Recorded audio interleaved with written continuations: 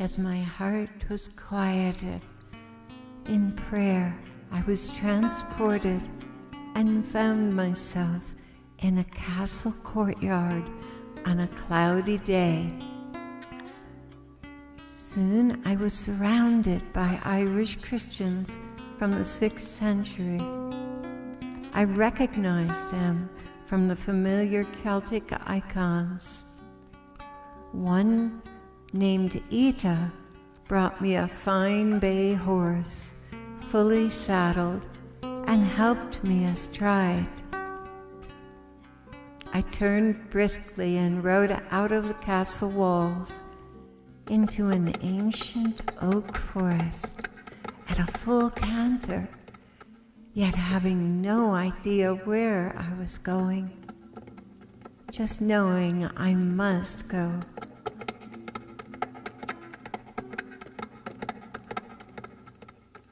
The medieval lane was densely overgrown and foreboding on either side.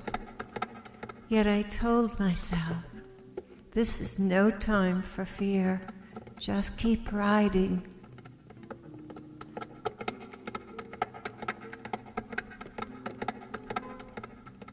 After a very short while, I arrived at a clearing with yet another castle. The drawbridge was down, and before I knew it, my mount passed without hesitation over the bridge and inside the walls, where she came to a halt. I looked for some sign of life, and the drawbridge mysteriously went up, and its massive doors closed behind me. Strangely, I felt safe, even though the courtyard and balconies were completely deserted. I dismounted and began to explore a lengthy stone corridor. It ended at 2 massive doors. Without hesitation, I opened one and stepped into a small Gothic chapel with graceful pillars supporting filigreed arches. High above the altar was a spectacular rosette window, showering gently diffused colors all throughout the lofty chamber. There was not a soul in the whole place. It seemed like a secret chapel in a fairy tale land. And I wondered, why am I here?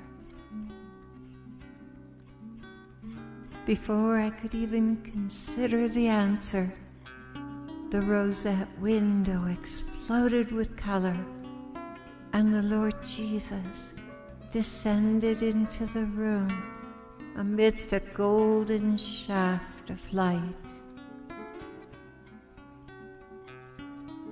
He was dressed in a festive white bridal garment and stood in the front of the church as if waiting for his bride.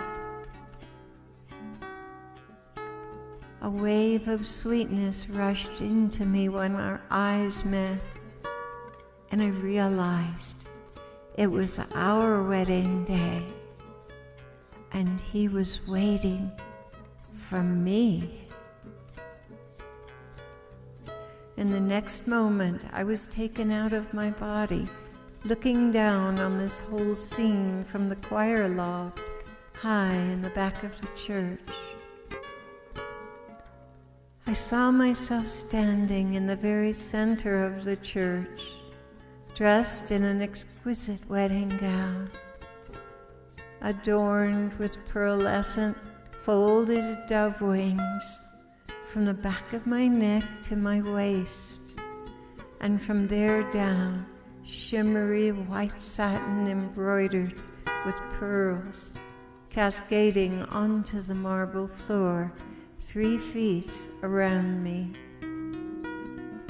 A glorious rosette of angels surrounded me. They were plaiting my hair with pearls and working beneath my veil to put the finishing touches in my hair, preparing me for my heavenly spouse.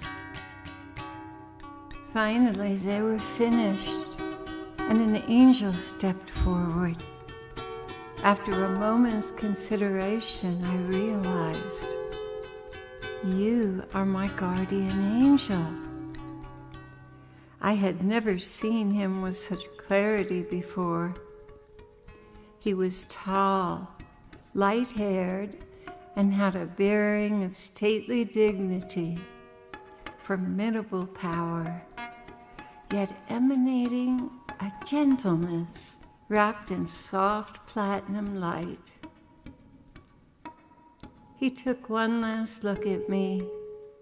His sparkling eyes betrayed a hint of bittersweet joy. This was his last day with me, the day we had all been waiting for, the day he would deliver me safe and sound to my heavenly spouse. His assignment successfully accomplished. A lightning swift thought pierced my heart. How can I thank you, my angel? How can I ever thank you for faithfully standing by me and rarely getting an acknowledgement from me? How can I ever?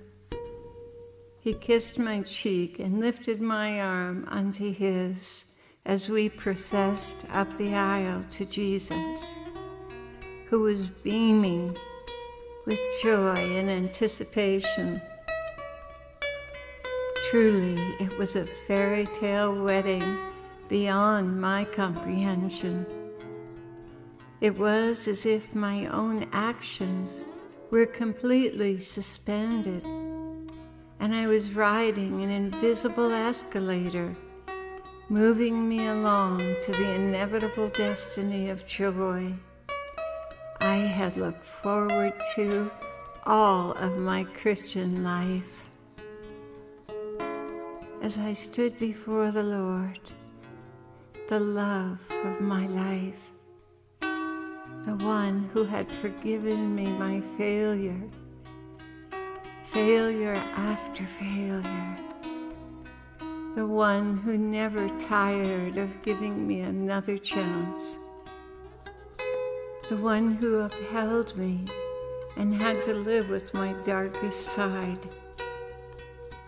As I stood before him, that old life disappeared like a muddy river flowing into a pristine ocean of mercy, completely cleansing it of every impurity. He took a golden ring with 3 sparkling marquise diamonds and placed it on my finger, saying, "With this ring I thee wed," and kissed me tenderly. Then, grasping my right hand, we began to lift off the cathedral floor into the air until we had ascended through the rosette window heavenward. I felt enveloped in a sacred wonder that carried me aloft with the spouse of my immortal soul. We arrived at a palace that appeared to be one giant room, open at the entrance, with a grand fountain that sprayed delicate curtains of water high in the air. It reminded me of the childhood wonder I experienced visiting Buckingham Fountain in Chicago. Inside, the floors were polished marble, and the roof was domed and open in the center. letting in a gentle, diffused light. There was no darkness or shadow anywhere, just bright, soft light. The interior was perhaps 100 feet deep and 60 feet wide, with 7 grand waterfalls almost reaching the ceiling. There were 3 on the left, 3 on the right, each approximately 25 feet wide, that had rock outcroppings with spruce trees, various ferns and flowers in between them. And at the end of the room stood a massive 50-foot wide waterfall. But in spite of the volume of water flowing, it was quiet enough to hear the echoing dove wings as they passed joyfully back and forth. I sensed that all this water flowed from beneath the throne of God, the Father, and were the headwaters of the river of life. My right arm was on the Lord's left as he walked with me, and I could see my long and ornately pearled bridal train as it swept across the floor.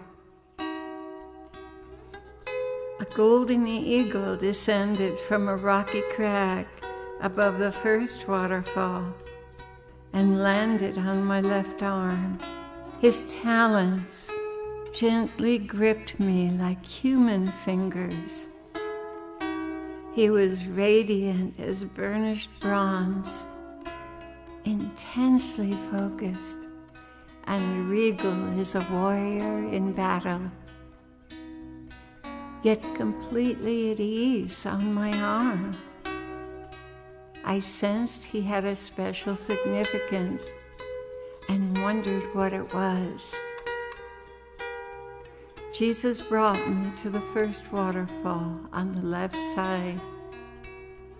A reclining white willow love seat woven with hearts was waiting invitingly for us. We sat there together, appreciating this architectural wonder.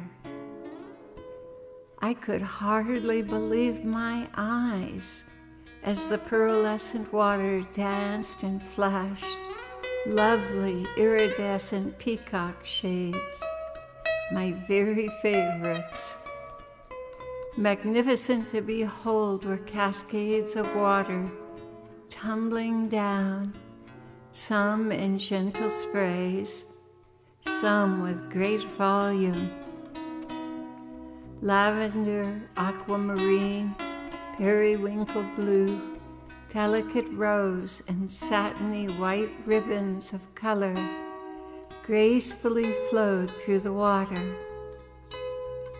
Doves flew back and forth, their wings echoing throughout this place of wonder. The Lord turned and looked deeply into my eyes. All of this is yours. Not being able to control my thoughts, I said, but I have not yet overcome. He replied, I have overcome for you. All of this is for you.